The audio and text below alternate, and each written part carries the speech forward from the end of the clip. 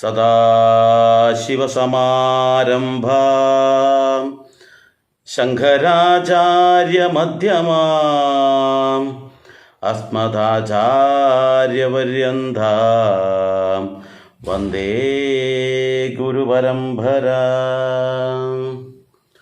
പ്രിയ കുടുംബാംഗങ്ങളെ, ഈ ഒരു കാലാംശത്തിൽ നമ്മുടെ കുടുംബബന്ധം ദൃഢമാകുന്നതിന് വേണ്ടി, ഭാര്യയും ഭർത്താവും തമ്മിലുള്ള കലഹമില്ലാതാവാൻ, പ്രശ്നങ്ങളില്ലാതാവാൻ, കുടുംബബന്ധം ഏറ്റവും ശക്തമാകുന്നതിന് വേണ്ടിയിട്ടുള്ള കുറച്ച് കാര്യങ്ങളാണ് പറയാൻ ആഗ്രഹിക്കുന്നത്. നമ്മൾക്കറിയാം, നമ്മുടെ കുടുംബത്തിൽ ഒരു സ്ത്രീയുടെ ആഗ്രഹങ്ങൾ പലതുമായിരിക്കും. എന്നാൽ ആ ആഗ്രഹത്തിനനുസരിച്ചായിരിക്കില്ല ഭർത്താവിൻ്റെ പെരുമാറ്റം. ഭർത്താവിൻ്റെ പെരുമാറ്റവും ഭാര്യയുടെ പെരുമാറ്റവും രണ്ട് തരത്തിൽ. ഭാര്യയ്ക്ക് പലതരത്തിൽ ആഗ്രഹങ്ങളുണ്ടാവും. ആ ഭാര്യയുടെ സങ്കല്പത്തിലുള്ളൊരു ഭർത്താവ് പോലും ആയിരിക്കില്ല നിലവിലുള്ള ആൾ. അപ്പോൾ അങ്ങനെ ഉണ്ടാകുമ്പോഴാണ് ആ കുടുംബബന്ധം തകരുന്നത്. യഥാർത്ഥത്തിൽ നമ്മൾ ചിന്തിക്കേണ്ടത് വെച്ചാൽ, രണ്ടാൾക്കാർക്കും പരസ്പരം അഡ്ജസ്റ്റ് ചെയ്ത് പരസ്പരം സ്നേഹിച്ച് ആ വീട് സ്വർഗ്ഗതുല്യമാക്കണം. അപ്പോൾ ഇവിടെ ഞാൻ ഇന്ന് പറയുന്നത് വെച്ചാൽ, ഈ ഭാര്യമാരുടെ മനഃശാസ്ത്രം മനസ്സിലാക്കി അവർക്കനുസരിച്ച് പുരുഷന്മാർ പെരുമാറണം. അതിനനുസരിച്ച് ഓരോ പുരുഷനും ആ ഭാര്യയുടെ മനഃശാസ്ത്രം മനസ്സിലാക്കണം. അല്ലെങ്കിൽ കോമൺ ആയിട്ട് കുറച്ച് മനഃശാസ്ത്രം ഞാനിവിടെ പറയുകയാണ്. അപ്പോൾ അത് മനസ്സിലാക്കിയിട്ട് അതിനനുസരിച്ച് നമ്മൾ ഭാര്യമാരോട് പെരുമാറുകയാണെങ്കിൽ ഈ ഭാര്യ ആ ഭർത്താവിനെ സ്നേഹം കൊണ്ട് വീർപ്പ് മുട്ടിക്കും. ആ ഭാര്യ ആ ഭർത്താവിനോട് എപ്പോഴും കടപ്പെട്ടവളായിത്തീരും. എന്ന് മാത്രമല്ല, അവളുടെ ഹൃദയത്തിൽ ആ ഭർത്താവിന് വലിയൊരു സ്ഥാനവും ഉണ്ടാകും. നമ്മൾക്കറിയാൻ പറ്റും, ഇന്ന് കല്യാണം കഴിഞ്ഞിട്ട് പോലും ഭർത്താവിനെ ഉപേക്ഷിച്ച് ഭാര്യ അന്യപുരുഷൻ്റെ അടുത്തേക്ക് പോകുന്ന പ്രവണത കൂടുതലാണ്. അപ്പോൾ ഇത് ഉണ്ടാവാനുള്ള കാരണം എന്താണ്? ആ ഭർത്താവിൻ്റെ പിടിപ്പ് കേടുകൊണ്ടാണ്, അല്ലെങ്കിൽ അറിവില്ലായ്മ കൊണ്ടാണെന്ന് കൂടി പറയാം. ഉത്തരവാദിത്വം ഇല്ലാത്ത ഒരു കാര്യം, അതുപോലെ അറിവില്ലായ്മയും ഇതിന് പ്രധാനമായ കാര്യമാണ്. അപ്പോൾ ഇന്ന് നമ്മൾ മനസ്സിലാക്കേണ്ടത് എന്തൊക്കെയാണ് ഒരു ഭർത്താവ് ഒരു ഭാര്യയുടെ ഹൃദയത്തിൽ സ്ഥാനം പിടിക്കാൻ, ആ ഭാര്യ ഭർത്താവിനെ സ്നേഹിക്കാൻ വേണ്ടിയിട്ട് ഭർത്താവ് ചെയ്തു കൊടുക്കേണ്ട കാര്യങ്ങൾ എന്തൊക്കെയാണ് എന്നുള്ളതാണ് ഞാൻ പറയുന്നത്. വളരെ ശ്രദ്ധാപൂർവ്വം കേൾക്കുക. വേണ്ടി വന്നാൽ ഇത് നിങ്ങൾ അടയാളപ്പെടുത്തുക. നിങ്ങൾക്കിത് പരമാവധി പുരുഷന്മാർക്ക് അയച്ചു കൊടുക്കണം. കാരണം പല കുടുംബത്തിലും പുരുഷന്മാർ മാനസിക ദുഃഖം അനുഭവിക്കുന്നുണ്ട്. കാരണം ഈ വിവാഹം കഴിച്ചിട്ട് രണ്ടാളും രണ്ട് തലത്തിൽ നിൽക്കാനുള്ള ഒരു കാരണം ഇതിലേതെങ്കിലും ഒന്നായിരിക്കും. നിങ്ങൾ വേർപിരിഞ്ഞ് നിൽക്കുന്നുണ്ടെങ്കിൽ അതിൻ്റെ പ്രധാന കാരണങ്ങളൊന്ന് ഇതിലുണ്ടാകും എന്നർത്ഥം. ഈ ഒരു കാര്യം നിങ്ങൾ ജീവിതത്തിൽ പകർത്തുകയാണെങ്കിൽ എന്തായിരിക്കും? നിങ്ങളുടെ ആ കുടുംബത്തിൽ കലഹമുണ്ടാകില്ല, പ്രശ്നമുണ്ടാകില്ല എന്ന് മനസ്സിലാക്കുക. ഒന്നാമത്തെ കാര്യം എന്താണ്? അവരുടെ വാക്കുകൾ നമ്മൾ കേൾക്കാൻ തയ്യാറാവണം. കാരണം നമ്മൾ രാവിലെ ജോലിക്ക് പോയി, കുട്ടികളും വിദ്യാലയത്തിലേക്ക് പോയി, പിന്നെ ആരാ ഉള്ളത് വീട്ടിൽ? ഈ ഭാര്യ മാത്രമേ ഉള്ളൂ. ഈ ഭാര്യ മാത്രമുള്ള ആ വീട്ടിൽ പിന്നെ ഭാര്യ ആരോടാ സംസാരിക്കേണ്ടത്? ആരോടും സംസാരിക്കാനില്ല. അവളവിടെ വീർപ്പ് മുട്ടിക്കഴിയുക, മിണ്ടാനും പറയാനും ആരില്ലാത്തത്. അതുകൊണ്ട് തന്നെ ഭർത്താവ് വരുമ്പോൾ ഭർത്താവിനോട് ഒരുപാട് കാര്യങ്ങൾ സംസാരിക്കാനുണ്ടാവും. പക്ഷേ അതൊന്ന് കേൾക്കാനുള്ളൊരു സന്മനസ് ഈ ഭർത്താവ് കാണിക്കാറില്ല. ആ ഭർത്താവ് കാണിക്കുന്നില്ല എന്ന് മാത്രമല്ല, ചിലപ്പോൾ അത് സമയത്ത് ദേഷ്യപ്പെട്ട് സംസാരിക്കും. മനുഷ്യന്മാർ കയറി വരുമ്പോൾ ഓരോ സംസാരം അത് ഇത് നോട്ടി. കാരണം ഓരോ അവസരത്തിലും അവർ ആ സംസാരമോ കാര്യങ്ങളോ ഉണ്ടാകുന്നില്ല. അപ്പോൾ ആദ്യം വേണ്ടച്ചാൽ അവളുടെ വാക്കുകൾക്ക് ബല കൊടുത്ത് അവൾക്ക് അതിനൊരു സമയം കണ്ടെത്തി അവൾക്കുള്ള മനസ്സിലുള്ള ആ എന്തൊക്കെയാണോ സംസാരിക്കാനുള്ളത് ആ സംസാരിക്കാനുള്ളതെല്ലാം കേൾക്കാനുള്ള ഒരു നല്ലൊരു മനസ്സ് നമ്മൾ ഉണ്ടാക്കിയെടുക്കുക എന്നുള്ളതാണ് ഒന്നാമത്തെ കാര്യം. രണ്ടാമത്തെ കാര്യം എന്താണ്? ഇപ്പോൾ കുടുംബത്തിൽ അമ്മയും മക്കളൊക്കെ ആയിട്ട് ചെറിയ ചെറിയ കാര്യങ്ങൾക്ക് വേണ്ടിയിട്ട് ശണ്ട കൂടാറുണ്ട്. ചെറിയ പ്രശ്നത്തിന് വേണ്ടിയിട്ട് വഴക്കുണ്ടാവും. ചിലപ്പോൾ കുട്ടികൾ ആ കാര്യം ചെയ്ത് ശരിയായില്ല, ഈ കാര്യം ചെയ്ത് ശരിയല്ല. കാരണം ഈ അമ്മ ഈ വീട്ടിൻ്റെ എല്ലാ കാര്യങ്ങളും ഓടിച്ചാടി ചെയ്യുന്ന ആളാണ്. അപ്പോൾ ചിലപ്പോൾ ഈ കുട്ടികളൊക്കെ അതൊക്കെ അമ്മയുടെ ആ ചിട്ടക്ക് വിരുദ്ധമായിട്ട് എന്തെങ്കിലും ചെയ്യുമ്പോൾ അമ്മ എന്തെങ്കിലും സംസാരിക്കും. അതിൻ്റെ പേരിൽ കുട്ടികളും അമ്മയും തമ്മിൽ ചിലപ്പോൾ വാക്ക് തർക്കം ഉണ്ടാകും. ഇന്നത്തെ കുറച്ച് മുതിർന്ന കുട്ടികൾക്കാണ് ഇത് കൂടുതൽ കാണുന്നത്. അമ്മയുടെ വാക്കിന് ധിക്കരിച്ചുകൊണ്ട് പലതും സംസാരിക്കും. ഈ അവസരത്തിൽ അമ്മയെ, ആ സ്ത്രീയെ ഒറ്റപ്പെടുത്തിക്കൊണ്ട് ഈ പിതാവ് അല്ലെങ്കിൽ രക്ഷിതാവ് മക്കളുടെ ഭാഗത്ത് ചേർന്നുകൊണ്ട് അമ്മയെ ഒറ്റപ്പെടുത്തരുത്, ഭാര്യയെ ഒറ്റപ്പെടുത്തരുത്. ആ ഭാര്യയെ ചേർത്ത് പിടിച്ചുകൊണ്ട് ആ ഭാര്യ പറയുന്നതാണ് ശരി, മക്കളെ നിങ്ങൾക്കാണ് തെറ്റി, അല്ലെങ്കിൽ നിങ്ങൾ അമ്മയ്ക്ക് വേണ്ടിയിട്ട് നിങ്ങളത് വിട്ടുവീഴ്ച ചെയ്യണം. അമ്മ പറയുമ്പോൾ അമ്മ മുതിർന്നതാണ്, അമ്മയല്ല ഈ വീട്ടിലെ കാര്യങ്ങളെല്ലാം ചെയ്യുന്നത്, അപ്പോൾ അതുകൊണ്ട് തന്നെ നിങ്ങൾ അല്പം അമ്മയ്ക്ക് മുന്നിൽ ഇത് കൊടുക്കണം, അമ്മ പറയുന്നത് അനുസരിക്കണം, അമ്മ വെറുതെ ഒന്നും ഒരു കാര്യം പറയില്ല എന്നൊക്കെ പറഞ്ഞാൽ അമ്മയ്ക്ക് സപ്പോർട്ട് ചെയ്യണം, അല്ലെങ്കിൽ ഭാര്യയ്ക്ക് സപ്പോർട്ട് ചെയ്യണം. എന്നാലോ ചിലപ്പോൾ കുട്ടികൾക്കായിരിക്കാം ശരിയെന്നിരിക്കട്ടെ, അമ്മ ചിലപ്പോൾ ശ്രദ്ധക്കുറവുണ്ടോ അല്ലെങ്കിൽ അറിയാതെ ചില കാര്യങ്ങൾ, കാണാത്ത കാര്യങ്ങൾ ചിലപ്പോൾ പറഞ്ഞു പോയതായിരിക്കാം. അങ്ങനെയാണെങ്കിൽ ഇതുപോലെ അമ്മയുടെ ഭാര്യയോട് ഒന്നിച്ച് കൂടുകയും വേണം. അതിനുശേഷം ഭാര്യയുടെ അരികിൽ പോയിട്ട് സ്നേഹപൂർവ്വം അത് മനസ്സിലാക്കി കൊടുക്കാനുള്ള, സ്നേഹപൂർവ്വം മനസ്സിലാക്കി കൊടുത്ത് അതേ അമ്മയെ കൊണ്ട് തന്നെ ഈ മക്കളെ കൊണ്ട് സംസാരിപ്പിക്കണം. അതോടൊപ്പം തന്നെ മക്കളുടെ അരികിലേക്കും പോകണം. മക്കളുടെ അരികിലേക്ക് പോയിട്ട് പറയേണ്ട വെച്ചാൽ അമ്മ ചിലപ്പോൾ അത് കാണാത്തത് കൊണ്ടായിരിക്കും, പക്ഷേ അമ്മയെക്കാളും കൂടുതൽ ശബ്ദത്തിൽ നിങ്ങൾ സംസാരിക്കുമ്പോൾ അമ്മ പണിയെടുത്ത് തളർന്നിരിക്കുന്നതാണ്, ഒരുപാട് ജോലി ചെയ്യുന്നുണ്ട്, ഭാരിച്ച ജോലിയാണ് വീട്ടിലുള്ളത്. അപ്പോൾ ആ വിഷമം കൊണ്ട് അമ്മ പറയുന്നത് മക്കൾ കാര്യമാക്കണ്ട, അതുകൊണ്ടാണ് അച്ഛൻ അമ്മയോടൊപ്പം കൂടിയിട്ടുള്ളത്, അതുകൊണ്ട് മക്കൾക്ക് വിഷമം തോന്നണ്ട, അത് കുറച്ച് കഴിയുമ്പോൾ അമ്മയുടെ വിഷമം തീരുമ്പോൾ നമുക്കെല്ലാം കോംപ്രമൈസ് ആക്കാം എന്ന വിധത്തിൽ മക്കളെയും സമാധാനിപ്പിക്കണം. ഇത് അച്ഛൻ്റെ റോളാണ്. കുടുംബ ബന്ധത്തിന് ശക്തി ഉണ്ടാക്കാനുള്ള ഏറ്റവും വലിയൊരു കാര്യമാണ് ഇപ്പോൾ ഈ പറഞ്ഞിട്ടുള്ളത്. അപ്പോൾ അത് വളരെയേറെ ശ്രദ്ധിച്ചു വേണം ചെയ്യാൻ എന്നർത്ഥം. അതോടൊപ്പം ഒരു പെൺകുട്ടി വെച്ചാൽ ഭാര്യയ്ക്ക് ശാരീരികമായിട്ട് എന്തെങ്കിലും ബുദ്ധിമുട്ടുന്നു, ഒരു പനി വന്നു, ഒരു തലവേദന വന്നു, അല്ലെങ്കിൽ വീട്ടിൽ ശാരീരികമായിട്ട് വരെ എന്തെങ്കിലും ഒരു അപകടം പറ്റി, എന്തെങ്കിലും സംഭവിച്ചു, ഒരു അസുഖം വന്ന് കിടക്കുന്നുണ്ടെങ്കിൽ അവർക്ക് താങ്ങായും തണലായും ഭർത്താവ് പ്രവർത്തിക്കണം. അവൾക്ക് വേണ്ടുന്ന കാര്യങ്ങൾ ചെയ്തു കൊടുക്കാൻ ഈ ഭർത്താവ് തയ്യാറാകണം എന്നർത്ഥം. എന്തുകൊണ്ടാണ്? നമ്മളുടെ മുഴുവൻ കാര്യങ്ങളും ചെയ്തിട്ടാണ് അവർ അസുഖത്തിലേക്ക് വന്നിട്ടുള്ളത്. നമ്മൾ ഉറങ്ങി എഴുന്നേൽക്കുന്നതിന് മുമ്പേ അവർ ഉണരുന്നുണ്ട്. നമ്മൾ കിടന്നതിന് ശേഷമായിരിക്കും അവർ കിടക്കുന്നുണ്ടാവുക. അവർ രാവിലെ ഉണർന്ന് കിടക്കുന്നത് വരെയായിട്ട് വിശ്രമമില്ലാത്ത ജോലി ചെയ്യുകയാണ് അവർ. ഭക്ഷണം തയ്യാറാക്കുന്നു, അതുപോലെ തന്നെ വീട് വൃത്തിയാക്കുന്നു, തുണി കഴുകുന്നു, പാത്രം കഴുകുന്നു, അങ്ങനെ തുടങ്ങി അവർക്ക് റെസ്റ്റ് ഇല്ലാത്ത വർക്കാണ്. അങ്ങനെയാണ് അവർക്ക് ഒരു ശാരീരികമായിട്ട് ബുദ്ധിമുട്ട് തന്നെ വന്നിട്ടുള്ളത്. ആ അവസരത്തിൽ അവരോടൊപ്പം ചേർന്ന് അവർക്ക് വേണ്ടുന്ന കാര്യങ്ങൾ ഭംഗിയായി ചെയ്തു കൊടുത്ത് അവരോട് റെസ്റ്റ് എടുക്കാൻ പറഞ്ഞ് അവർക്ക് മനസ്സിനും ശരീരത്തിനും ആശ്വാസം നൽകിക്കൊണ്ട് നമ്മൾ ആ ജോലി ഏറ്റെടുക്കുകയോ അല്ലെങ്കിൽ അതിനൊരു പരിഹാരം കാണുകയോ ചെയ്യണം. എന്ന് വെച്ചാൽ അവർക്ക് പൂർണ്ണമായിട്ടും ഒരു ശാരീരികമായി ബുദ്ധിമുട്ടുള്ളപ്പോൾ അവർക്ക് സഹായമായിട്ട് നമ്മൾ പ്രവർത്തിക്കണം എന്നാണ് ഞാൻ പറഞ്ഞത്. ഇനിയുണ്ട് എത്രാമത്തെ? 5ാമത്തെ കാര്യം. അതെന്താണ്? അവരുടെ ആവശ്യം എന്തൊക്കെയുണ്ടെങ്കിലും അവർ നമ്മളോട് പറയാനിട വരുത്തരുത്. ഒരു ഡ്രസ്സ് വേണമെന്നിരിക്കട്ടെ, ആ ഡ്രസ്സ് വേണമെന്നൊക്കെ നമ്മോട് ചോദിക്കാൻ ഇടവരുത്തരുത്. യഥാർത്ഥത്തിലൊരു ഭർത്താവാണെങ്കിൽ അവരുടെ ഡ്രസ്സിൻ്റെ കാര്യമായാലും അവരുടെ പൊട്ടിൻ്റെ കാര്യമായാലും അവരുടെ എന്താണോ കാര്യം അത് കണ്ടറിഞ്ഞ് ചെയ്യണം. അതാണ് യഥാർത്ഥ ഭർത്താവ്. അവർ നമ്മളോട് ഇന്ന് കാര്യം വേണമെന്ന് ചോദിക്കേണ്ട ആവശ്യമില്ല. അവർ ചോദിച്ചിട്ടല്ല നമ്മൾ ചെയ്യേണ്ടത്. പറഞ്ഞ് ചെയ്യേണ്ടവനല്ല ഭർത്താവ്, കണ്ടറിഞ്ഞ് ചെയ്യേണ്ടവനാണ്.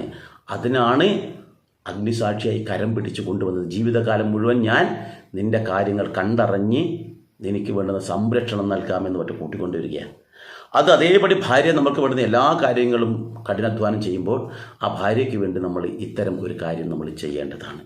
അപ്പോൾ അവരുടെ ആവശ്യങ്ങൾ നമ്മൾ അറിഞ്ഞ് ചെയ്യണം. എന്തെന്നായാലും അവർക്ക് ഇന്നൊരു ഒരു സിനിമ കാണാൻ മോഹമുണ്ടെന്ന് അവർക്ക് തോന്നലുണ്ടായി കഴിഞ്ഞാൽ അവരതിൻ്റെ സംസാര വിഷയം വരുമ്പോൾ നമ്മളതിന് അവരറിയാതെ തന്നെ ഒരു സർപ്രൈസ് ആയിട്ടായാലും അവരെ കൂട്ടിക്കൊണ്ട് പോകുന്നത് നന്നായിരിക്കും.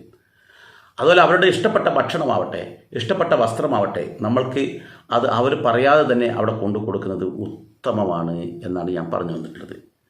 ഇത് വേറൊരു കാര്യമുണ്ട്. ഇത് വളരെ കൃത്യമായിട്ട് നമ്മുടെ മനുസ്മൃതി എന്ന് പറയുന്ന പഴയ ഒരു ഗ്രന്ഥമുണ്ട്. പണ്ട് കാലങ്ങളിലെ ഒരു സ്മൃതി, ഒരു ഭരണഘടനയാണ് ആ കാലഘട്ടത്തിൽ.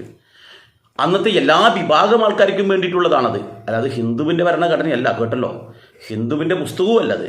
ആ കാലഘട്ടത്തിൽ ഭാരതത്തിലുണ്ടായിരുന്ന ഒരു ഭരണഘടനയായിരുന്നു മനുസ്മൃതി. ആ മനുസ്മൃതിയിൽ വളരെ വ്യക്തമായിട്ട് ഈ ഒരു വിഷയത്തെക്കുറിച്ച് പറയുന്നുണ്ട്. നമ്മൾ പറയുന്നത് എന്താണ്? ന സ്ത്രീ സ്വാതന്ത്ര്യമർഹതി എന്നൊറ്റ വരി മാത്രമേ നമ്മൾ കേട്ടിട്ടുള്ളൂ. എന്നാൽ അങ്ങനെയല്ല. അതിന് മുമ്പ് 3 വരികളുണ്ട്. ആ 3 വരികൾ നമ്മൾ നടപ്പിലാക്കിയിട്ട് വേണം ഈ 4ാമത്തെ വരി പറയാൻ വേണ്ടിയിട്ട്. അല്ലെങ്കിൽ ആ 4ാമത്തെ വരിക്ക് ഒരു പ്രസക്തിയില്ല. അതിൽ പറയുന്നത് പിതാരക്ഷതി കൗമാരേ എന്ന് വെച്ചാൽ ഒരു പെൺകുട്ടിക്ക് പിതാവ് രക്ഷകനായിട്ടുണ്ടാവണം പെൺകുട്ടിക്ക് എന്ന് വെച്ചാൽ ആ പെൺകുട്ടിയുടെ ആഗ്രഹങ്ങൾ കണ്ടറിഞ്ഞ് ആ പെൺകുട്ടി ചോദിക്കാതെ തന്നെ കണ്ടറിഞ്ഞിട്ട് എല്ലാ ആഗ്രഹങ്ങളും സാധിപ്പിച്ചു കൊടുത്ത് അവളെ ചേർത്ത് പിടിച്ച് ഒരു രക്ഷകനായി വർത്തിക്കുന്നത് കൗമാരത്തിൽ ഈ പറയുന്ന പിതാവാണ്. അതാണ് പിതാരക്ഷതി കൗമാരേ എന്ന് പറഞ്ഞിരിക്കുന്നത്. അതേ അവസരത്തിൽ ആ പെൺകുട്ടി വിവാഹം കഴിക്കുന്ന സമയത്ത് അവൾക്ക് സംരക്ഷണമായി നിൽക്കേണ്ടത് ഭർത്താവാണ്. എല്ലാ തലത്തിലും ആ സംരക്ഷണം ആ ഭർത്താവ് നിർബന്ധമായിട്ട് കൊടുക്കണം. അതും മനുസ്മൃതിയിൽ പറയുന്നു. അവരുടെ ആഗ്രഹങ്ങൾ എന്താണെന്ന് കണ്ടറിഞ്ഞ് ചെയ്യണം. അതാണ് ഞാൻ എപ്പോൾ പറഞ്ഞിരിക്കുന്നത്. അവരുടെ ആഗ്രഹങ്ങൾ കണ്ടറിഞ്ഞ് ചെയ്യണം.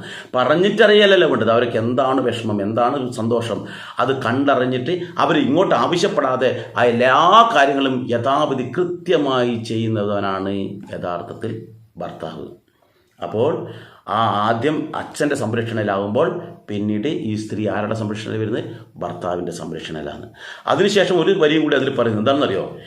ഈ പെൺകുട്ടി വാർദ്ധക്യത്തിലെത്തുമ്പോൾ അവരുടെ മകൻ സംരക്ഷണം കൊടുക്കണം. ആ അമ്മയ്ക്ക് വേണ്ടുന്ന എല്ലാ കാര്യങ്ങളും ഇത്രയും കാര്യങ്ങൾ ഭംഗിയായി ചെയ്തു കൊടുക്കുന്നുണ്ടെങ്കിൽ അവർക്ക് മറ്റൊരു സ്വാതന്ത്ര്യം തന്നെ വേണ്ട.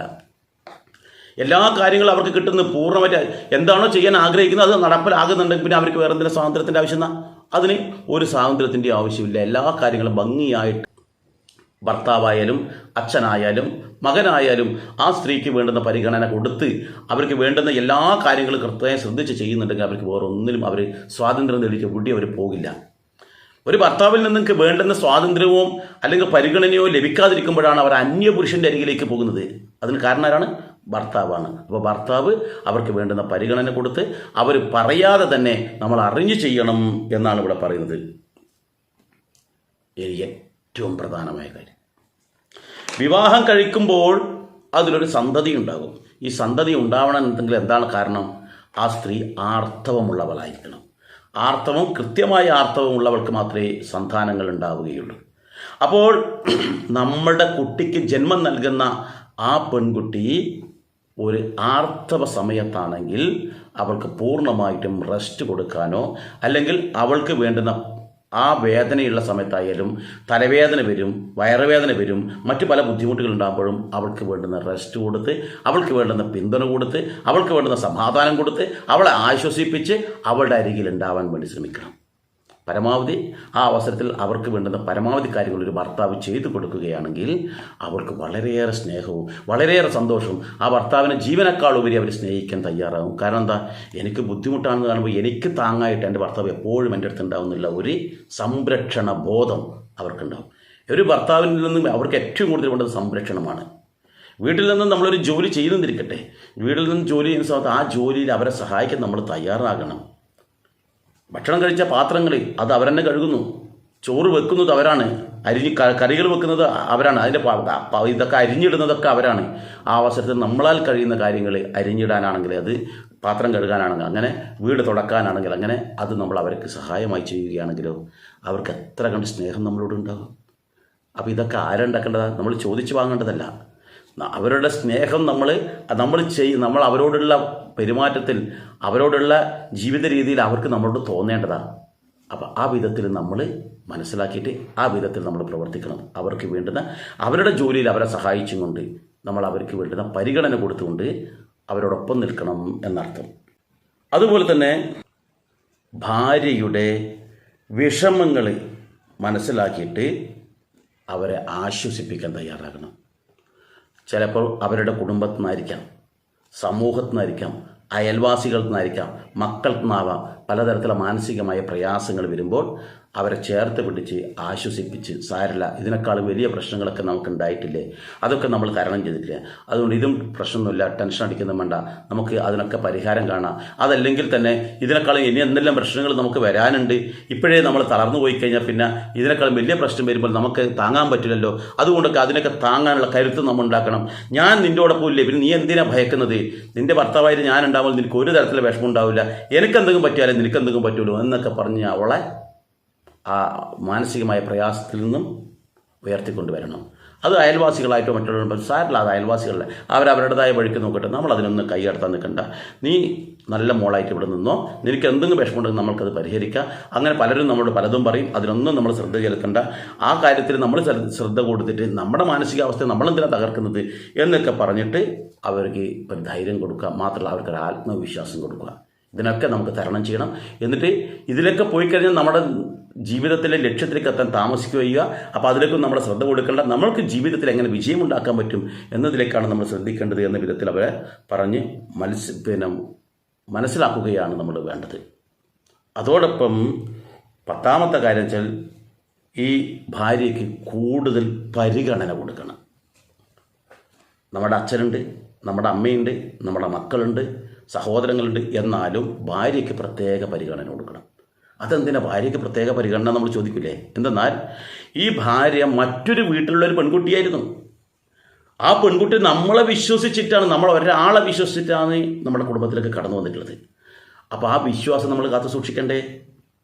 മറ്റ് പല പ്രശ്നങ്ങളുണ്ടാകുമ്പോൾ വീട്ടിൽ നിന്ന് എല്ലാവരും ആ പെൺകുട്ടിയെ ഒറ്റപ്പെടുത്തുന്നു. ഇപ്പോൾ കല്യാണം കഴിഞ്ഞ് കൊണ്ടുവരുമ്പോൾ ആ പെൺകുട്ടിയെ ചിലപ്പോൾ നമ്മുടെ അമ്മയായിരിക്കാം, ചിലപ്പോൾ സഹോദരികളാവാം, മറ്റുള്ളവരാകാം, പലതും പറഞ്ഞ് അവളെ മാനസികമായി പ്രയാസപ്പെടുത്തുമ്പോൾ അവളെ ചേർത്ത് പിടിച്ചുകൊണ്ട് അവർക്ക് നല്ലൊരു പരിഗണന കൊടുത്തുകൊണ്ട് ഇതെൻ്റെ ഭാര്യയാണ്, എൻ്റെ ഭാര്യയെ നിങ്ങൾക്ക് കുറ്റങ്ങളും കുറവുകളുണ്ടെങ്കിൽ ഞാനത് സഹിച്ചോളാം, എനിക്കതൊരു ബുദ്ധിമുട്ടുമില്ല എന്ന് പറയാനുള്ള തൻ്റെ ഇടം വേണം ഭർത്താവിന്.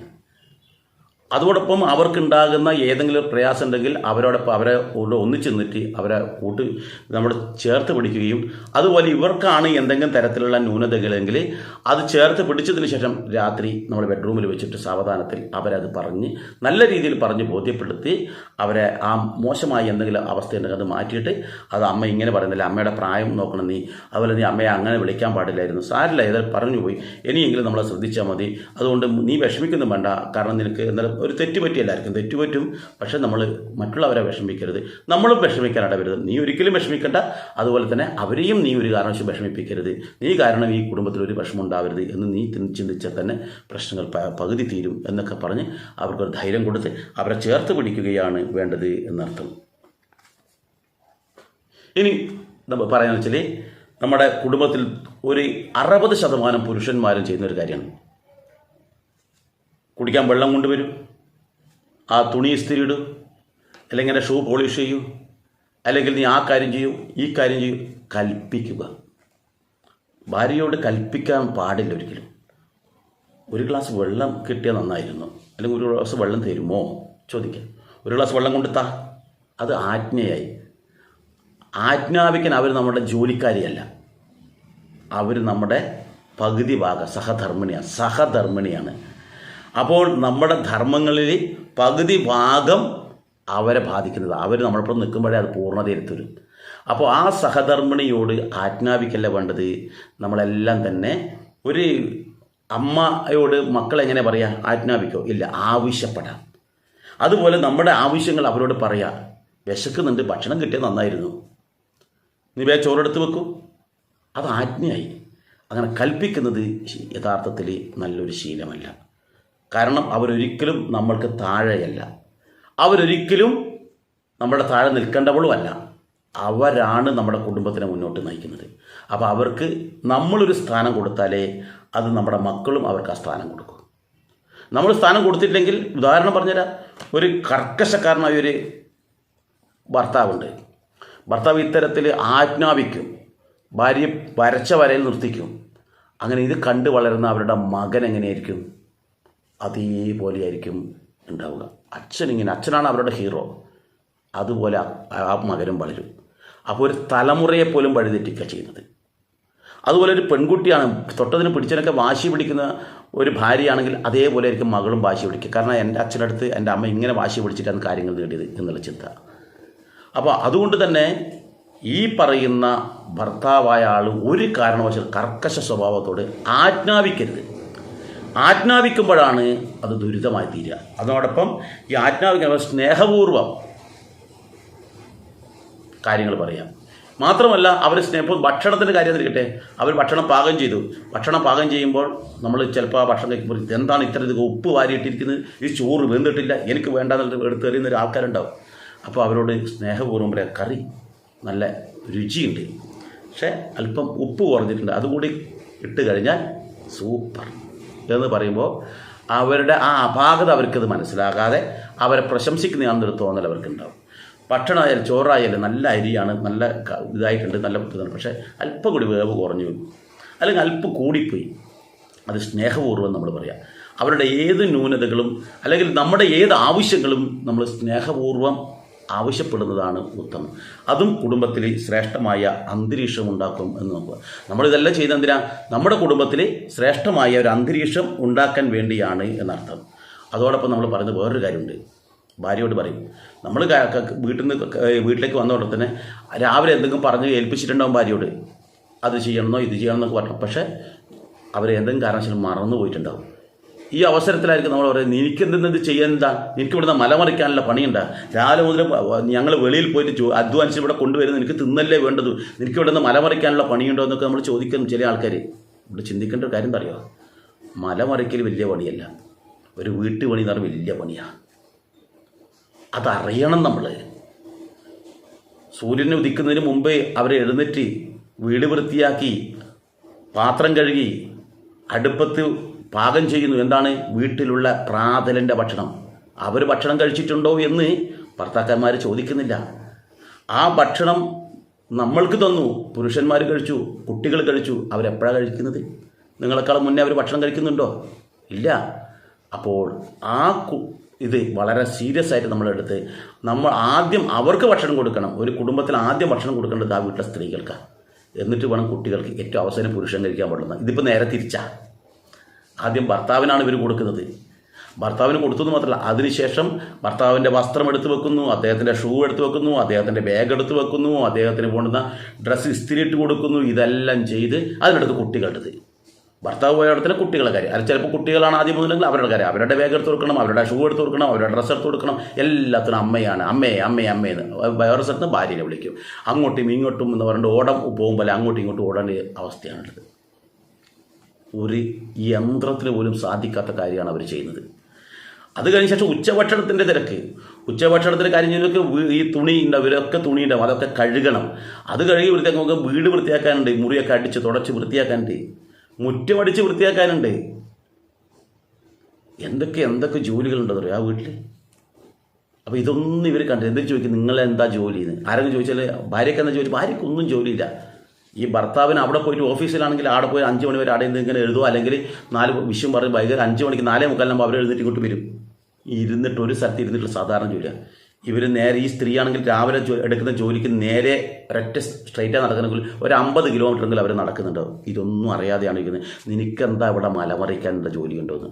അപ്പോൾ ഇത് കൃത്യമായിട്ട് നമ്മൾ പുരുഷന്മാർ മനസ്സിലാക്കിയിട്ട് അവരോട് സ്നേഹപൂർവ്വം മാത്രം കാര്യങ്ങൾ പറയുക. അവരോട് ആക്രോശിച്ചും കൊണ്ട് കൽപ്പിക്കുന്നത് ശരിയായ ഒരു നടപടിയല്ല എന്നുകൂടി നമ്മൾ മനസ്സിലാക്കാം. അടുത്തത് എന്താണ്? ശാരീരിക ബന്ധം. ഒരു കുടുംബത്തിൻ്റെ ഏറ്റവും ശക്തമായിട്ടുള്ള ബന്ധം എന്ന് പറയുന്നത് ശാരീരിക ബന്ധമാണ്. ഇപ്പോൾ ഈ ശാരീരിക ബന്ധത്തിൽ ഏർപ്പെടുന്ന സമയത്ത് ആദ്യം ഭാര്യയുടെ അവസ്ഥ നമ്മൾ ചിന്തിക്കണം. അതുപോലെ ഭർത്താവിൻ്റെ അവസ്ഥ ചിന്തിക്കണം. ഭർത്താവിന് ചിലപ്പോൾ താല്പര്യം ഉണ്ടാകുമ്പോൾ വേഗം ഓടി വന്നിട്ട് ചെയ്യേണ്ടതല്ല ഇത്. മറിച്ച് ഭാര്യയുടെ താല്പര്യം, അവരുടെ ആരോഗ്യസ്ഥിതി, മാനസികാവസ്ഥ ഇതും കൂടി പരിഗണിച്ച് വേണം ശാരീരിക ബന്ധത്തിൽ ഏർപ്പെടാൻ വേണ്ടിയിട്ട്. 2 പേർക്കും സന്തോഷം ഉണ്ടാവുന്ന തരത്തിൽ വേണം ചെയ്യാൻ എന്നർത്ഥം. അതല്ലാതെ വൺ മാൻ ഷോ ആകുന്നത് തെറ്റാണ്, അതൊരു പീഡനമാണ് എന്നും കൂടി മനസ്സിലാക്കുക. അപ്പോൾ ആ തരത്തിൽ അവരുടെ സന്തോഷവും കാര്യങ്ങളും ഉണ്ടാകുന്ന പോലെ തന്നെ അതിനനുസരിച്ച് ശുചിത്വത്തോടു കൂടി വേണം പോകാനും. കുളിച്ച് ശുദ്ധിയോടുകൂടി മാത്രമേ ഇങ്ങനെയുള്ള സമയത്ത് ഭാര്യയുടെ മുന്നിലേക്ക് പോകാൻ പാടുള്ളൂ. അതും നമ്മൾ വളരെയേറെ ശ്രദ്ധിക്കേണ്ട ഒരു കാര്യമാണ്. ഇതൊക്കെ ഭാര്യയുടെ ഹൃദയത്തിലേക്ക് നമ്മൾക്ക് കിട്ടുന്ന സ്ഥാനമാണ് എന്നുകൂടി നമ്മൾ മനസ്സിലാക്കുക. അതോടൊപ്പം മറ്റൊരു കാര്യം എന്ന് വെച്ചാൽ, ഭാര്യയ്ക്ക് എന്തെങ്കിലും പ്രത്യേകിച്ച് ഒരു കഴിവുണ്ടെന്നിരിക്കട്ടെ, ഭാര്യ എന്തെങ്കിലും ഒരു കാര്യം ചെയ്തു നിന്നിരിക്കട്ടെ, ഭക്ഷണമാകാം, അല്ല കരകൗശല വസ്തുക്കളാകാം, അല്ല ചിത്രരചനയാവാം, അല്ല പാട്ടാകാം, അല്ല സമൂഹത്തിനോട് എന്തെങ്കിലും കർമ്മം ചെയ്തു, എന്തോ ആവട്ടെ, ഏത് കാര്യം നല്ലതാണെങ്കിൽ നമ്മളത് പ്രോത്സാഹിപ്പിക്കാൻ വേണം. ഗംഭീരമായിട്ടുണ്ട്, നിനക്ക് എന്ത് വേണം, നീ അതുമായിട്ട് തന്നെ മുന്നോട്ട് പോയിക്കോളും, നിനക്ക് അതിൽ ശോഭിക്കാൻ പറ്റും എന്നൊക്കെ പ്രോത്സാഹിപ്പിക്കുകയും അതോടൊപ്പം പ്രശംസിക്കുകയും വേണം. ഞാൻ വിചാരിച്ചിട്ട് എനിക്ക് ഇങ്ങനെ കഴിയുന്നു, എനിക്ക് ഇത്രയും കഴിവുണ്ട് ഞാൻ സ്വപ്നത്തിൽ പോലും കഴിച്ചില്ല, എനിക്ക് എന്താ നല്ല പാട്ട്, എത്ര നല്ല ചിത്രരചന, എത്ര നല്ല മനോഹരമായ ശില്പമാണ് ഉണ്ടാക്കിയിട്ടുള്ളത്, നീ അവിടെ ചെയ്ത ആ പെർഫോമൻസിലാണ് ഗംഭീരമായിട്ടുണ്ട്.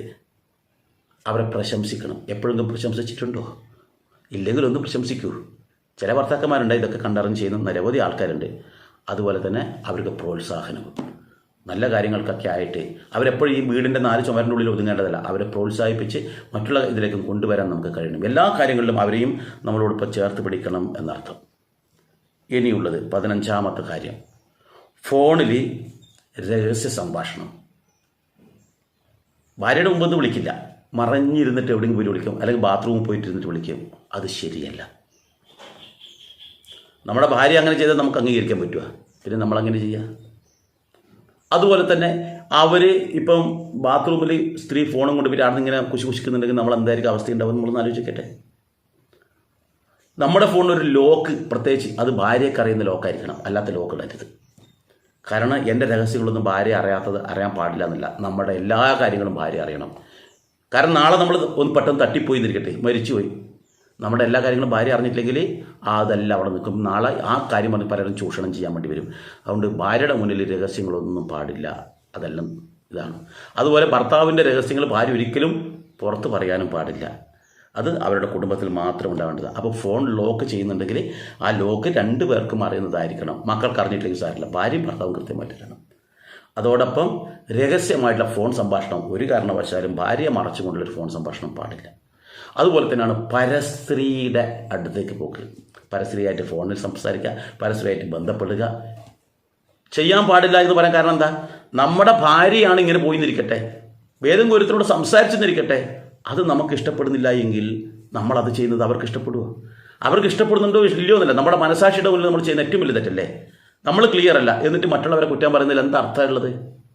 അപ്പോൾ ഭാര്യ അറിയാനോ അറിയാതെയോ അല്ല, നമ്മൾ നമ്മുടെ മനസാക്ഷിയുടെ മുന്നിൽ പോലും പരസ്ത്രീകളുമായിട്ടുള്ള ബന്ധം പാടില്ല, അവിശുദ്ധ ബന്ധം പാടില്ല എന്നുള്ളതാണ്.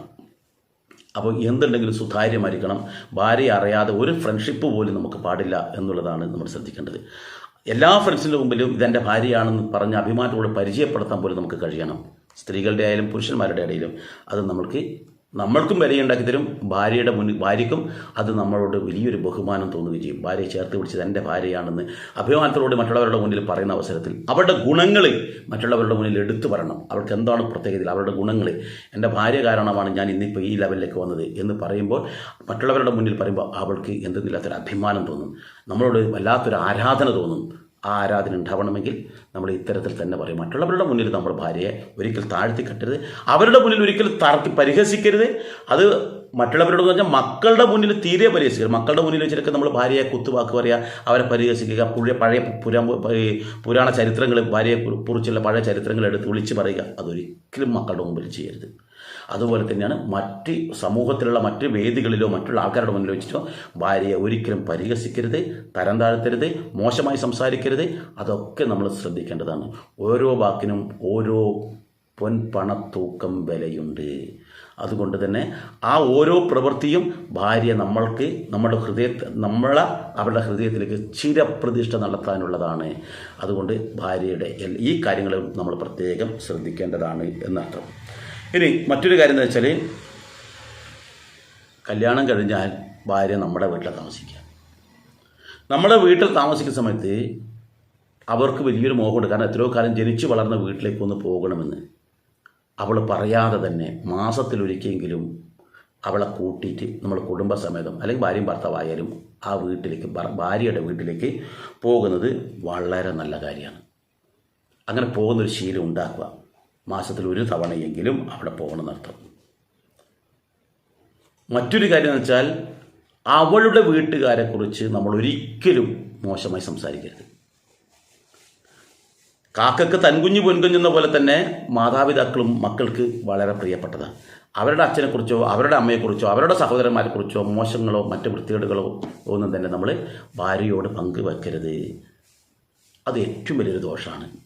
അവരുടെ ആ കുടുംബത്തിൽ നിന്നാണ് ഈ കുട്ടി നമ്മളിലേക്ക് വന്നിട്ടുള്ളത്. അവരുടെ കുടുംബം ഉള്ളത് കൊണ്ടാണ് ആ കുട്ടിയെ എനിക്ക് കിട്ടിയിട്ടുള്ളത്. ആ കുട്ടി വന്നതുകൊണ്ടാണ് എൻ്റെ ജീവിതം ഇത്രയും തഴച്ച് വന്നിട്ടുള്ളത്, അല്ലെങ്കിൽ എനിക്ക് പൂർണ്ണ പിന്തുണയോടുകൂടി എൻ്റെ പേര് നിൽക്കുന്നത്. അവളാണ് ഇന്ന് എൻ്റെ പ്രാണേശ്വരി എന്ന് വിചാരിക്കുന്ന ഒരാൾ ഒരിക്കലും അവരുടെ കുടുംബത്തിലുള്ള അവരുടെ ബന്ധുക്കൾ, അവരുടെ അച്ഛനാവട്ടെ അമ്മയാവട്ടെ അവരെ പരിഹസിക്കുകയോ അവരുടെ കുറ്റങ്ങൾ പറയുകയോ അവരോട് തർക്കിക്കാൻ പോലും നിൽക്കാതിരിക്കുന്നതാണ് ഉചിതം എന്നാണ് ഞാൻ പറയുന്നത്. അവരോട് അതുപോലെ തന്നെ മോശമായിട്ടും ഒരു കാര്യവും സംസാരിക്കരുത്, അവരോട് പോലും. ഇതോടൊപ്പം നമുക്ക് സാമ്പത്തിക സ്ഥിതി ഉണ്ട് എന്നിരിക്കട്ടെ. നമ്മൾക്ക് സാമ്പത്തിക സ്ഥിതി ഉണ്ടെങ്കിൽ നമ്മൾക്ക് എന്ത് ചെയ്യുക, അവരുടെ കുടുംബത്തെ സഹായിക്കാൻ നമ്മൾ അല്പം തയ്യാറാവുക. ഏതെങ്കിലും തരത്തിൽ അവർക്ക് സാമ്പത്തികമായിട്ട് അല്പം കുറവാണെങ്കിൽ നമ്മൾ ഉള്ളത് വെച്ചിട്ട് എന്തെങ്കിലും അവർക്കൊരു സഹായം കൊടുക്കുന്നത് നന്നായിരിക്കും. അതോടൊപ്പം ആ ഭാര്യയുടെ അച്ഛൻ്റെയും അമ്മയുടെയും അരികിലേക്ക് പോകുമ്പോൾ എന്തെങ്കിലും സമ്മാനം കൊടുക്കുന്നതും അവർക്ക് നല്ലതായിരിക്കും. അത് അവരുടെ ഹൃദയത്തിൽ നമുക്ക് സ്ഥാനം കിട്ടും. അതോടൊപ്പം ഈ ഭാര്യയുടെ ഹൃദയത്തിലും നമുക്ക് ചിരപ്രതിഷ്ഠ നേടാൻ കഴിയും. അപ്പോൾ അവർക്ക് നമ്മൾ ഏതെങ്കിലും തരത്തിൽ സമ്മാനങ്ങൾ കൊടുക്കുക. അത് ചിലപ്പം അവരുടെ വിവാഹ വാർഷികമാണെങ്കിൽ അവർ പറയാതെ തന്നെ നമ്മൾ അവിടെ കൊണ്ടു കൊടുക്കുന്നിരിക്കട്ടെ. അതൊക്കെ അത് ഭാര്യ പോലും അറിയാതെ ഭാര്യയും കൂട്ടിയിട്ട് അവിടെ എത്തിയിട്ട് ഒരു സർപ്രൈസ് എന്ന രീതിയിൽ പറയുമ്പോഴാണ് വലിയൊരു അത്ഭുതമായിട്ട് നമ്മളോടുള്ള ആരാധന അങ്ങോട്ട് വർദ്ധിക്കുക. അതും നമ്മൾ ശ്രദ്ധിക്കേണ്ടതാണ്. ഇതോടൊപ്പം ഭാര്യയ്ക്കും നമ്മൾ അവരുടെ പിറന്നാൾ, അവരുടെ വിവാഹ വാർഷികം, അതുപോലെ അവരുടെ ജീവിതത്തിലെ പ്രധാനമായ സംഭവങ്ങൾ നമ്മൾ ഓർത്ത് അതിന് ഒരു സമ്മാനം എന്ന രീതിയിൽ എന്തെങ്കിലും ഒരു ചെറിയൊരു സമ്മാനം കൊടുക്കുന്നുണ്ടെങ്കിൽ, അല്ലെങ്കിൽ അത് പറഞ്ഞിട്ട് അവളെ പ്രശംസിക്കുന്നുണ്ടെങ്കിൽ അതും വളരെ നല്ല കാര്യമായിരിക്കും. അവരുടെ കുറ്റങ്ങളല്ല നമ്മൾ കണ്ടെത്തേണ്ടത്, അവരുടെ നന്മ കണ്ടെത്തിയിട്ട് അവരുടെ എന്തെങ്കിലും ഇങ്ങനെ പ്രത്യേകത ഉണ്ടെങ്കിൽ ആ പ്രത്യേക ദിവസം അവർക്കൊരു സർപ്രൈസ് എന്ന രീതിയിൽ ഏതെങ്കിലും തരത്തിൽ സമ്മാനം കൊടുക്കുന്നുണ്ടെങ്കിൽ വളരെ നന്നായിരിക്കും. അതുപോലെ ഞാൻ നേരത്തെ പറഞ്ഞ ഒരു കാര്യം കൂടി എടുത്തു പറയുകയാണ്. ഈ പുരുഷന് അല്ലെങ്കിൽ ഭർത്താവ് വീട്ടിൽ ഉള്ള ജോലികളുണ്ടാവും. അദ്ദേഹം ഓഫീസിൽ പോയി വന്നു കഴിഞ്ഞാൽ ഫ്രീ ആണ്. ചിലപ്പോൾ ഓഫീസിലെ ഫയലോ കാര്യങ്ങളുടെ ഉദ്യോഗസ്ഥന്മാരാണെങ്കിൽ സാധാരണ 4 മണിക്കൂറെങ്കിൽ ഫ്രീ ആയിരിക്കും. അപ്പോൾ ആ അവസരത്തിൽ വീട്ടിലേക്ക് വരുമ്പോൾ മദ്യം കഴിക്കുന്ന ആളാണെങ്കിലും അത് നമ്മൾ കുറേശ്ശെ കുറച്ച് കൊണ്ടുവരിക. അത് കുടുംബത്തിൽ ഞാൻ കാരണം ഒരു പ്രശ്നമാവരുത് എന്നുള്ള ചിന്തയോടുകൂടി. അതല്ല കുടിക്കുന്നുണ്ട് ആർക്കും ദോഷമില്ല എങ്കിൽ അല്പം കുടിക്കുന്നുണ്ട് ദോഷമൊന്നുമില്ല എങ്കിൽ പ്രശ്നമില്ല. അല്ല ഞാൻ വന്നു കഴിഞ്ഞാൽ കുടുംബത്തിൻ്റെ അന്തരീക്ഷം നഷ്ടപ്പെടുന്നുണ്ട്. നമ്മൾ കാരണം നമ്മുടെ പലരും പറയും എൻ്റെ ഭാര്യയ്ക്ക് എന്നോട് സ്നേഹമില്ല, എൻ്റെ മക്കൾക്ക് എന്നോട് സ്നേഹമില്ല, എല്ലാവരും എന്നെ കുറ്റപ്പെടുത്തുന്നു പറയും. എന്തുകൊണ്ടാണ് സ്നേഹമില്ലാത്തത്? അവർക്ക് സ്നേഹം തോന്നണമെങ്കിൽ നമ്മൾ അതിനനുസരിച്ച് പ്രവർത്തിച്ചല്ലേ ഉണ്ടാവും ഒരു സ്നേഹം. അപ്പോൾ അങ്ങനെ ഒരു സ്നേഹം അവർക്ക് നമ്മളോട് തോന്നണമെന്നുണ്ടെങ്കിൽ നമ്മൾ അവർക്ക് ഇഷ്ടപ്പെടുന്ന രീതിയിൽ നമ്മൾ മാറാൻ തയ്യാറാണ്. മദ്യപിച്ച് ലഹരി ഉപയോഗിച്ച് പാൻപരാഗുമൊക്കെ ചവച്ച് തൊപ്പിയിലൂടെ ഒലിപ്പിച്ചിട്ട് ഭാര്യൻ്റെ അടുത്ത് പോയി കഴിഞ്ഞാൽ ചിലപ്പോൾ ചിരവി എടുത്ത് തലക്കടിക്കും.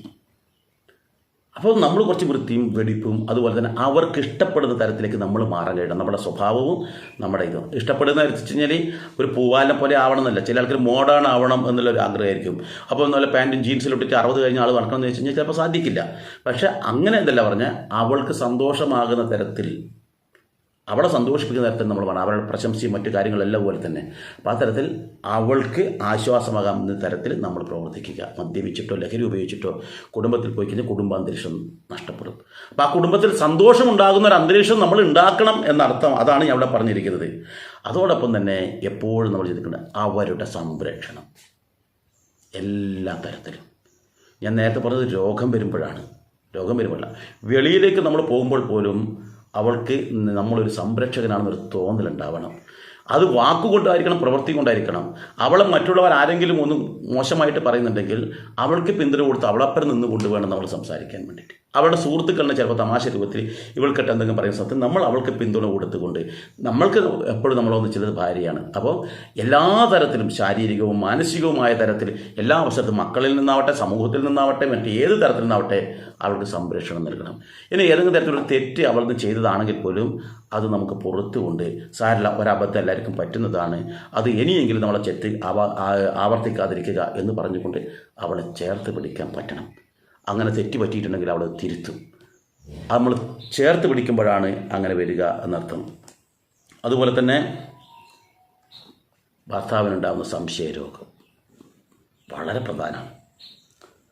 കല്യാണത്തിന് മുമ്പ് പലതും ഉണ്ടാവാം, അതൊന്നും നമ്മളെ ബാധിക്കില്ല. ഇത് കല്യാണത്തിന് മുമ്പുള്ള പെണ്ണിനല്ല കഴിച്ചത്, കല്യാണത്തിന് ശേഷം നമ്മളപ്പുറം നിൽക്കുന്നത്.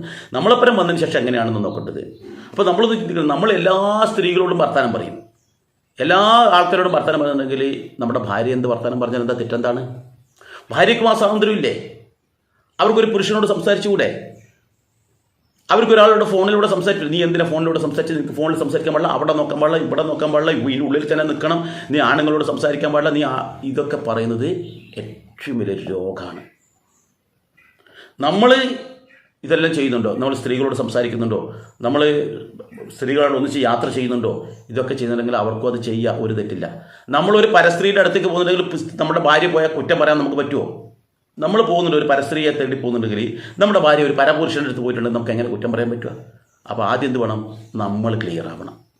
നമ്മൾ ക്ലിയർ ആയതിനു ശേഷം മാത്രമേ ഭാര്യയോട് പറയാൻ പോലും പാടില്ല. ഭാര്യ അങ്ങനെ ഏതെങ്കിലും തരത്തിൽ വഴിതെറ്റുന്നുണ്ടെങ്കിൽ നമ്മൾ അവരെ സ്നേഹപൂർവ്വം കലഹിച്ചിട്ടല്ല, സ്നേഹപൂർവ്വം നിനക്ക് എന്ത് ആണ് വിഷമമുള്ളത്, നീ എന്താണ് കാരണം എന്ന് കൃത്യമായി അറിയണം.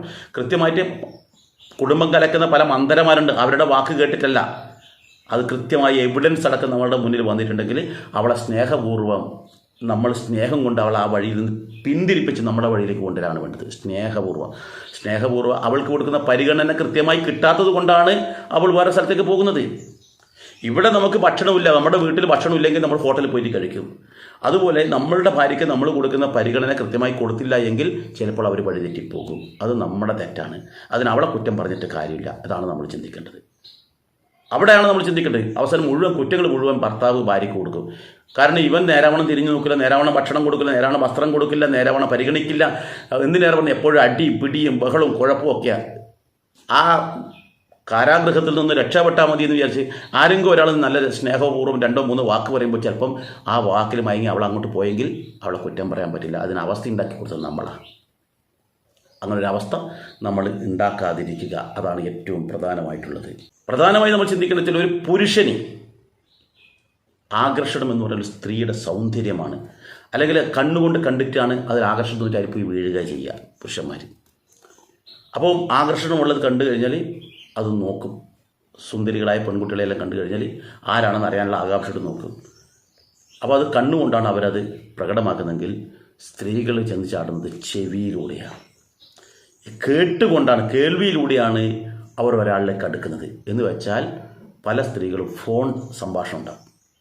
ഈ ഫോൺ സംഭാഷണങ്ങളിലൂടെ മധുരമായ വാക്കുകൾ അപ്പുറത്ത് നിന്ന് കേട്ട് അതിലേക്ക് ലയിച്ച് അങ്ങോട്ട് പോകും. അവിടെ എത്തുമ്പോഴാന്ന് പറയാം 18 വയസ്സുകാരനാണെന്ന് അല്ലെങ്കിൽ 25കാരനാണെന്ന് പറഞ്ഞിട്ട് അവിടെ എത്തുമ്പോൾ 90 വയസ്സിലെ ആളായിരിക്കും. അതിന് കുറേ അബദ്ധം പറ്റിയിട്ടില്ല, പല ആൾക്കാരും നേരിക്കണ്ടില്ല, ഈ ശബ്ദം കേട്ടിട്ട് മാത്രം.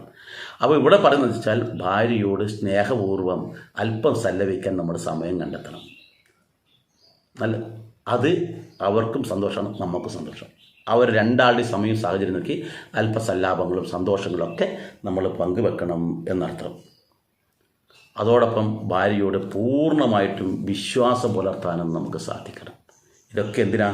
നമ്മുടെ ഗുണത്തിനാണ്, നമ്മുടെ ജീവിതം ധന്യമാക്കുന്നതിന് വേണ്ടിയാണ് എന്ന് മനസ്സിലാക്കുക.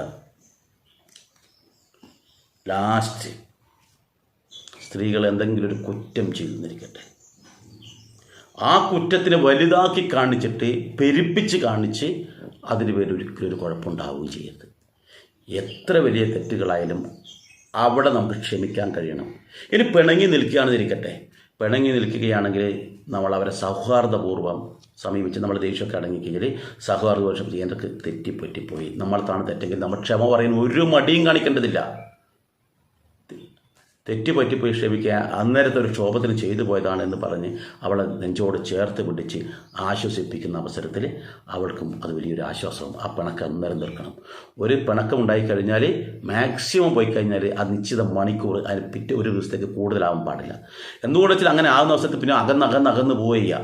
നിങ്ങൾ ഒരു കാരണവശാലും അകന്നു പോകേണ്ടവരല്ല, അടുത്ത് നിൽക്കേണ്ടവരാണ്. ഒരു കുടുംബം കൂടുമ്പോൾ ഇമ്പം ഉണ്ടാകുമ്പോഴാണ് കുടുംബം എന്ന് പറയുക.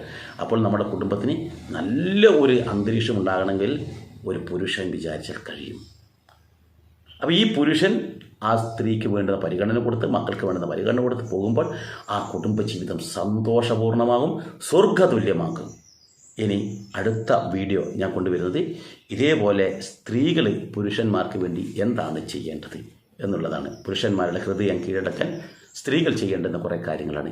ഇത് കേട്ടതിന് ശേഷം നിങ്ങളുടെ വിലയേറിയ അഭിപ്രായങ്ങൾ താഴെ രേഖപ്പെടുത്തുക. ഇത് നിങ്ങൾ പരമാവധി പുരുഷന്മാർക്ക് എല്ലാവർക്കും അയച്ചു കൊടുക്കുക. ഒരു കുടുംബം രക്ഷപ്പെട്ടാൽ അത്രേ ആയല്ലോ. അതുകൊണ്ട് പുരുഷന്മാർക്ക് പരമാവധി അയച്ചു കൊടുക്കുക. പരമാവധി നമ്മുടെ കുടുംബക്കാർക്കെല്ലാം അയച്ചു കൊടുത്ത് എല്ലാവരുടെ കുടുംബം ധന്യമാക്കാൻ വേണ്ടി നമ്മൾ ശ്രമിക്കുക. ഏതായാലും മറ്റൊരു വീഡിയോയുമായി മറ്റൊരു അവസരത്തിൽ വരാം. എല്ലാവർക്കും നന്ദി, നമസ്കാരം.